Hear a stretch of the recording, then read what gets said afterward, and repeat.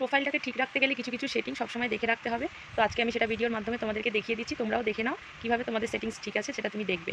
সবার প্রথম চলে যাব আমি প্লে স্টোরে গিয়ে দেখব ফেসবুক আপডেট চাইছে কি না। তো আপডেট চাইলে অবশ্যই আপডেট করে নিতে হবে। আপডেট করা হয়ে গেছে, এবার আমি চলে যাব আমার ফেসবুক প্রোফাইলে বা পেজে।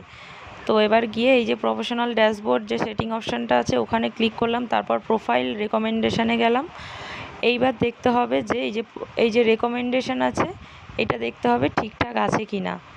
এবার তারপরে আমি চলে যাব মনিটাইজেশনে সবগুলো এরকম গ্রিন টিক আছে কি না, তো আমারটা ঠিক আছে। তারপরে চলে যাব প্রোফাইল স্ট্যাটাসে। তো তোমার ওই যে ফটো দিয়ে লোগোটা ওখানে গ্রিন টিক আছে কি না সেটা দেখতে হবে ঠিক আছে কি না। গ্রিন টিক থাকলে কোনো অসুবিধা নেই। তো এবার আমি ব্যাক করে যাব। এবার এই যে আমার ডান সাইডে যে ফটো দিয়ে লোগোটা আছে সেখানে ক্লিক করে একদম নিচে চলে যাব হেল্প অ্যান্ড সাপোর্টে, তারপরে যাব